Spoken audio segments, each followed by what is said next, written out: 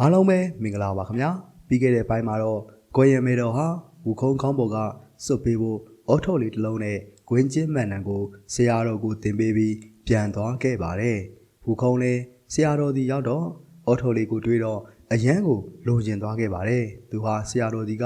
အော်ထုတ်လေးကိုတောင်းပြီးတော့သူ့ကောင်းမှာစွတ်ကြည့်တဲ့အချိန်မှာတော့ကွက်တီကိုဖြစ်နေခဲ့ပါတယ်ဆရာတော်ဟာကိုရင်မေတော်ပေးတဲ့ဂါထာကိုအစွမ်းရှိရလားလို့ရွတ်ဖတ်ကြည့်လိုက်တဲ့အချိန်မှာတော့ဝူခုံးကအရန်ကိုနာကျင်ခဲ့ရပါတယ်။ဝူခုံးကအုတ်ထုတ်ကိုချွတ်ပစ်လိုက်တဲ့အချိန်မှာခေါင်းစွပ်လေးတစ်ခုဟာဥကောင်းပေါ်မှာကျန်နေခဲ့ပါတယ်။ဝူခုံးကခေါင်းစွပ်လေးကိုသူ့ရဲ့လိုတာယာတုံးနဲ့ဖြုတ်ကြည့်ခဲ့ပေမဲ့ခေါင်းစွပ်လေးဟာမပြုတ်ခဲ့ပါဘူး။ဆရာတော်ရွတ်ဖတ်တဲ့မန်နန်ကြောင့်သူနာကျင်ရတာကိုသိသွားတဲ့အချိန်မှာဝူခုံးကဆရာတော်ကိုဒုံနဲ့ရိုက်ဖို့ကြိုးစားခဲ့ပါတယ်။ဆရာတော်ဟာမန်နန်ကိုမနာတဲ့ရွတ်ဖတ်နေခဲ့တဲ့အတွက်ဝူခုံးဟာမခံနိုင်တော့ပဲဆရာတော်စကားကိုနားထောင်ပါမယ်လို့ဂရီအထက်ထက်ပေးခဲ့ရပါတယ်။အဲ့ဒီအချိန်ရောက်မှဆရာတော်ကမန်တန်ကိုဆက်ပြီးမရွတ်တော့ပဲရက်တန့်ခဲ့လိုက်ပါတယ်။ဝူခုံးလည်းမန်တန်နဲ့ကွင်းကိုကွယ်ရမယ်တော့ပေးခဲ့ကြောင်းသိရတော့ကွယ်ရမယ်တော်ဒီကိုပြဿနာရှာဖို့သွားခဲ့လုပ်ခဲ့ပါတယ်။အဲ့ဒီအချိန်မှာကွယ်ရမယ်တော်ဟာ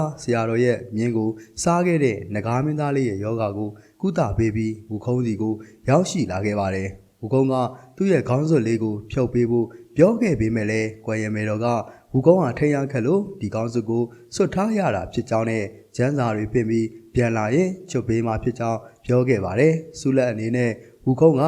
မပြတ်စည်းနိုင်တဲ့ရွှေခန္ဓာကိုယ်ကိုပါရရှိမယ်ဆိုတဲ့အတွက်ဝူကုန်းလည်းသဘောတူခဲ့ပါတယ်။ဆရာတော်စီဖို့မြင်းမရှိတော့ကြောင်းကိုပြောပြတဲ့အခါမှာတော့ကွယ်ရမယ်တော်လည်းနဂါမင်းသားကိုဆင့်ခေါ်ခဲ့ပြီးမြင်းဖြူလေးအသွင်ပြောင်းလဲစေခဲ့ပါတယ်။နဂါမင်းသားကိုဆရာတော်စီဖို့မြင်းဖြူလေးအတွင်ပြောင်းလဲစေခဲ့ပြီးတဲ့နောက်မှာတော့ကွယ်ရင်မေတော်ကပြန်သွားခဲ့ပါတယ်။ဝူခုံးတို့ဆရာတပည့်လည်းမြင်းဖြူလေးတစ်ကောင်ရရှိသွားတဲ့အတွက်အရန်ကိုပျော်ရွှင်သွားခဲ့ပြီးအနောက်အရက်ကိုဆက်လက်ခရီးထွက်ခွာခဲ့ပါတယ်။ဝူခုံးကခရီးဆက်နေရင်သူလွေထားခဲ့ရတဲ့ဆရာတော်ရဲ့အဝတ်အိတ်ကပြေကျသွားခဲ့ပါတယ်။အဲ့အထဲကကွယ်ရင်မေတော်ပေးခဲ့တဲ့တင်ကန်းလေးတစ်စုံဟာထွက်ပေါ်လာခဲ့တာကြောင့်ဝူခုံးလေးအယောင်တလက်လက်တောက်ပနေတဲ့သင်္ကန်းကိုကြည့်ပြီးအယမ်းကိုအံ့ဩနေခဲ့ပါတယ်။အဲ့ဒီသင်္ကန်းကိုတောဆက်ထဲကမိစ္ဆာတကောင်ကလည်းတွေ့သွားခဲ့ပါတယ်။ဆရာတော်နဲ့ဝူခုံးလေးခရီးဆက်ရင်ဘုံကျောင်းတစ်ခုကိုရောက်သွားခဲ့ပါတယ်။ဝူခုံးကဆရာတော်ဖျားဝတ်ပြုနေတဲ့အချိန်မှာတော့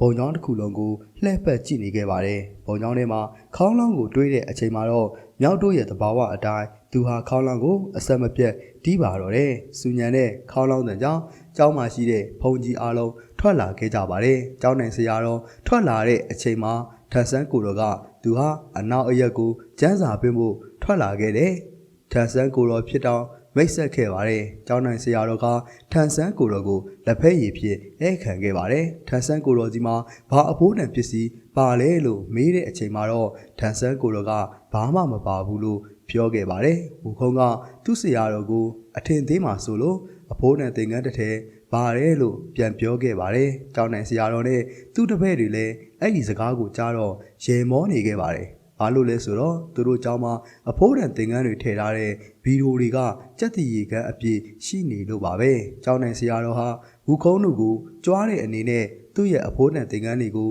လိုက်ပြခဲ့ပါတယ်။ဝူခုံးကလည်းသူ့ဆရာတော်ရဲ့သင်္ကန်းလောက်မကောင်းဘူးပြောတော့ထန်ဆန်းကိုတော်ရဲ့သင်္ကန်းကိုပြခိုင်းခဲ့ကြပါတယ်။ဝူခုံးကဆရာတော်ရဲ့သင်္ကန်းကိုဖွင့်ပြလိုက်တဲ့အချိန်မှာကျောင်းနိုင်ဆရာတော်နဲ့သူ့တပည့်တွေဟာအယမ်းကိုအံ့ဩသွားခဲ့ပါတယ်။ဘာလို့လဲဆိုတော့အယောင်တလက်လက်တောက်ပါပြီးအယမ်းကိုလှတဲ့ဒီလိုသင်္ကန်းကိုသူတို့မမြင်ဘူးလို့ပါပဲ။ကျောင်းနိုင်ဆရာတော်ဟာသူ့သင်္ကန်းတွေထက်ထန်ဆန်းကိုတော်ရဲ့သင်္ကန်းဟာပိုပြီးအဖိုးတန်ကြောင်းဝန်ခံခဲ့ပြီးသူ့ကိုတညာလောက်ခဏပေးကြည့်ဖို့ပြောခဲ့ပါတယ်။ဆရာတော်ကကွန်ရံမေတော်ပေးခဲ့တဲ့သင်္ကန်းကိုမပေးချင်လို့မငှားချင်ခဲ့ပေမဲ့ဝူခုံးကသူရှိနေလို့ဘာမှစိတ်ပူစရာမလိုကြောင်းပြောပြီးငှားပေးခဲ့ပါတယ်။ကျောင်းနိုင်ဆရာတော်ဟာသင်္ကန်းကိုသူ့အခန်းမှာကြည့်နေရင်အရန်ကိုလိုချင်လာခဲ့ပါတယ်။ရွှေရောင်သင်္ကန်းကြီးဝတ်ပြီးသူတရားပြနေတဲ့အချိန်မှာသူ့ဘေးမှာတပည့်တွေကကြက်တည်မင်္ဂလာရှိလာတဲ့သူ့ရုပ်တင်ကိုဝိုင်းပြီးငေးကြည့်နေရမှာကိုတွေးပြီး သူဟာစိတ်ကူးရင်နေခဲ့မိပါတယ်မနက်လေးရင်တင်ငန်းကြီးပြန်ပေးရမှုကိုတွေးရင်စိတ်မကောင်းဖြစ်လို့ငိုနေခဲ့မိပါတယ်ဆရာတော်တပည့်ကဝူခုံးတို့ကိုတက်ပစ်ဖို့အကြံပေးခဲ့ပါတယ်ကျောင်းနယ်ဆရာတော်ကတင်ငန်းကိုအရန်လိုချင်နေတဲ့အတွက်သဘောတူခဲ့ပါတယ်ဆရာတော်ရဲ့တပည့်ဟာဝူခုံးတို့ကိုလောက်ကြံဖို့လာချောင်းတဲ့အချိန်မှာတော့ဝူခုံးကနိုးသွားပြီး6လန်းခဲ့တာကြောင့်ပြန်ပြေးသွားခဲ့ရပါတယ်အဲ့ဒါနဲ့သူတို့ဆရာတပည့်2ယောက်ကဝူခုံးတို့ကိုမိရှို့တက်ပြတ်ဖို့ကြံစီကြပြန်လာတယ်အဲ့ဒီကောင်ကိုတိသွားတဲ့မြင်းဖြူလေးကခွာရှက်ပြီးတည်င်းပြေးလို့ဝူခုံးလေးနိုးသွားခဲ့ပါတယ်ဝူခုံးကအောက်ကိုဆင်းသွားတဲ့အချိန်မှာဖုန်ကြီးတွေကသူတို့နေထိုင်တဲ့နေရာကိုမိရှို့ဖို့ထင်းတွေတဲနေတာကိုမြင်ခဲ့ပါတယ်ဝူခုံးလေးဖုန်ကြီးအသွင်ဟန်ဆောင်ပြီးဘာလို့ထင်းတွေတဲနေတာလဲလို့မေးတော့သူတို့ကိုမိရှို့ဖို့လုပ်နေတာကိုသိလိုက်ရပါတယ်ကျောင်းနိုင်ဆရာတော်နဲ့သူ့တပည့်တွေဟာဝူခုံးတို့ဆရာတပည့်2ယောက်နေတဲ့ကျောင်းဆောင်ကိုမိရှို့ပြီးပျော်နေခဲ့ကြပါတယ်။ဝူခုံးလေးသူနေထိုင်ခဲ့တဲ့ကျောင်းဆောင်ကိုမိမလောင်နိုင်အောင်ပြုလုပ်ခဲ့ပြီးကောင်းကင်ဘုံကိုတက်လာခဲ့ပါတယ်။ဝူခုံးကောင်းကင်ဘုံကိုရောက်တော့နတ်စစ်တီတွေကဝူခုံးပြဿနာလာရှာတယ်ထင်ပြီးထိတ်လန့်နေခဲ့ပါတယ်။ဝူခုံးကတကယ်တော့အမြင့်တစ်ထောင်နဲ့မင်းကိုလာရှာတာပါ။အမြင့်တစ်ထောင်နဲ့မင်းရောက်လာတော့ဝူခုံးလေးမိကွင်းကွန်ချာကိုငှားရမ်းခဲ့ပါတယ်။ဝူခုံးကဆရာတော်ကိုမိကွင်းစေခြင်းခဲ့ပြီးကြံခဲ့တဲ့အဆောက်အုံတွေကိုတော့လူယုံမာတို့ရဲ့လောဘကိုဒဏ်ပြန်စေခြင်းခဲ့တာကြောင့်မီးလောင်စေခြင်းခဲ့တာပါ။အမြင့်တစ်ထောင်နဲ့မင်းကမငှားခြင်းပေမဲ့ဝူခုံးကအချင်းချင်းပြောခဲ့တာကြောင့်ငှားရမ်းပေးခဲ့ပါတယ်။ဝူခုံးကမိကွင်းကွန်ချာကိုပြစ်ချလိုက်တဲ့အချိန်မှာဆရာတော်နေခဲ့တဲ့အဆောင်ကလွဲပြီးဂျမ်းနဲ့ကျောင်းဆောင်တွေအားလုံးမီးလောင်ပြာကျသွားခဲ့ပါတယ်။ကျောင်းနိုင်ဆရာတော်ဟာဝမ်းနဲ့စွာနဲ့တင်ငန်းထားတဲ့နေရာကိုပြန်သွားတဲ့အချိန်မှာတင်ငန်းဟာပျောက်ဆုံးနေခဲ့ပါတယ်။နောက်နေ့ရောက်တော့ဆရာတော်လည်းဝူခုံးနဲ့အပြင်ထွက်လာတဲ့အချိန်မှာကျောင်းဆောင်တွေအားလုံးမီးလောင်နေတာကြောင့်အံ့ဩခဲ့ရပါတယ်။ကျောင်းနိုင်ဆရာတော်ဟာတင်ငန်းကိုလိုချင်တဲ့အတွက်ဆရာတော်အိတ်ဆက်တဲ့ကျောင်းဆောင်ကိုမီးရှို့တာကနေကျောင်းဆောင်တွေအားလုံးမီးလောင်သွားတာကိုသိလိုက်ရတော့ထန်ဆန်းကိုတော့လည်းပို့ပြီးအံ့ဩခဲ့ရပါတယ်။ဝူခုံးတို့ဆရာတပည့်ဟာတင်ငန်းကိုပြန်လည်တောင်းယူဖို့ကျောင်းနိုင်ဆရာတော်ဒီကိုတွားခဲ့ပါတယ်။ဘုန်းကြီးတွေကတော့ဝူခုံးတို့ကိုတွေ့ပြီးမသေးတဲ့အတွက်အရန်ကိုအံ့ဩထိတ်လန့်နေခဲ့ပါတယ်။ကျောင်းနိုင်ကိုတော်ခိုင်းလို့ဒီလိုလောက်ရတာပါလို့တောင်းပန်တဲ့အချိန်မှာတော့ထန်ဆန်းကိုတော်ကလည်းခွင့်လွှတ်ပေးခဲ့ပါတယ်။ဝူခုံးတို့လာတာကိုသိတော့ကျောင်းနိုင်ကိုတော်လည်းထွက်ပြေးမီးလောင်တည်ဆုံခဲ့ပါတယ်။ဝူခုံးကတင်ငန်းပတ်မှာလဲလို့ပြီးတော့ဘုန်းကြီးတွေကကျောင်းနိုင်ဆရာတော်နဲ့အတူတူမီးလောင်သွားခဲ့ပြီလို့ပြန်ဖြေခဲ့ပါတယ်။တင်ငန်းဟာမီးကွင်းပြီ